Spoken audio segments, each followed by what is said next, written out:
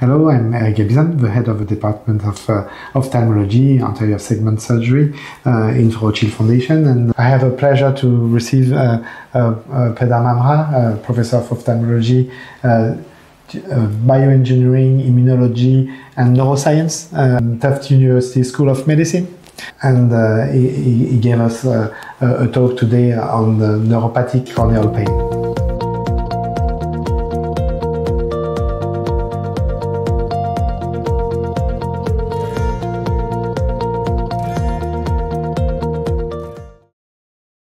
So, Pedram, neuropathic corneal pain is probably the most unmet medical need of the ocular surface management and disorders.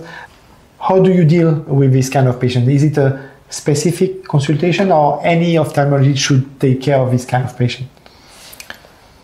That's a great question, Eric. Thanks for inviting me here, first of all.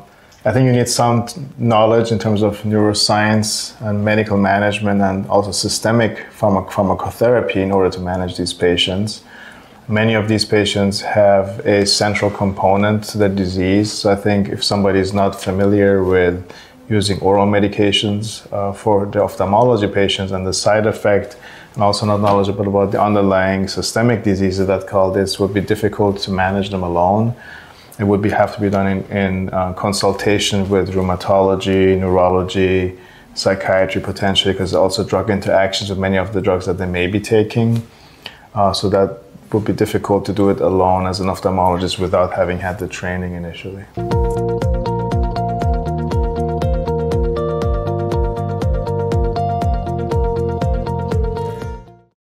As a refractive surgeon, I'm aware of it, and we are all scared of it.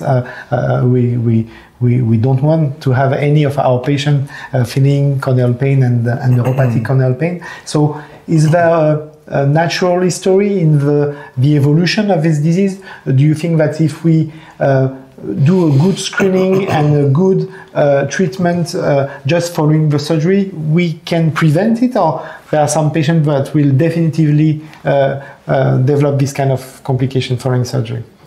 Well, I think the etiology is mainly systemic. If one knows the underlying risk factors and can understand and diagnose them early on, you could modify your post-operative management to decrease the chance of developing or to decrease the severity of it.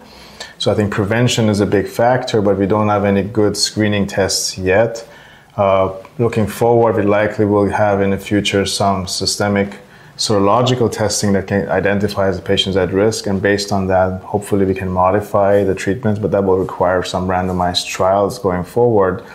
In terms of post-surgical, it's also important to, once they establish this condition, to diagnose it quickly and kind of treat it quickly before it gets too severe. So if so it's a step ladder approach. Yeah, so if one is, for example, diagnosing the patient and has suspicion for it, either refer the patient for diagnosis or start treating it to prevent it to get escalated. Treating soon is better, and early on and aggressively? So in my experience, the earlier you treat, the faster it resolves. If you treat it within the first 3 months, you have a very good success rate. Things that can potentially be used as treatments are post-surgical or autologous serum tears, other neuroregenerative therapies, and some lower level of anti-inflammatory, like low-dose steroids, before it escalates to severe levels.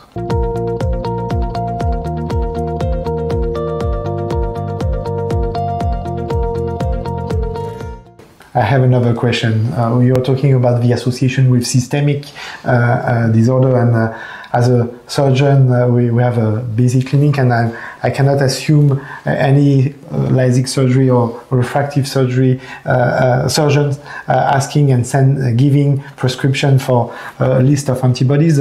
So do you think that just a questionnaire or regular interrogation and discussion with the patient may help for the majority of the cases, or you think it will be necessary to do very precise checkup for antibody and systemic disorder if the patient doesn't know he has? So I think there's two bigger risk factors. One are psychiatric or neurological disorders that, if they're not controlled, would potentially impact the severity of the disease. That potentially can be identified for patients with questionnaires and then referred to a psychiatrist, for example. For autoimmune disease, I don't think there's a questionnaire because it's usually hidden. It's kind of in the body. It's there. It's present. The patient may not have any big symptoms systemically. So I don't think we have at this point a questionnaire that can identify autoimmune disease. Definitively a past history of systemic disorder, yes. If they have a history, yes, but then the question is it active? Is it how active is it?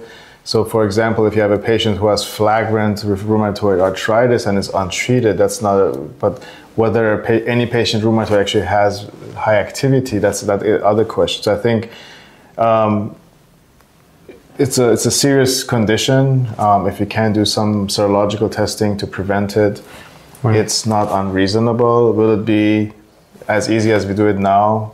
Probably not, but I think will it potentially save a lot of morbidity or mortality? I think yes. So I think overall, I think it's worthwhile to consider it at least and do some trials to see whether it's helping. So toward a total modification of our management of the ocular surface disorder, so more systemic and collaborative way of thinking.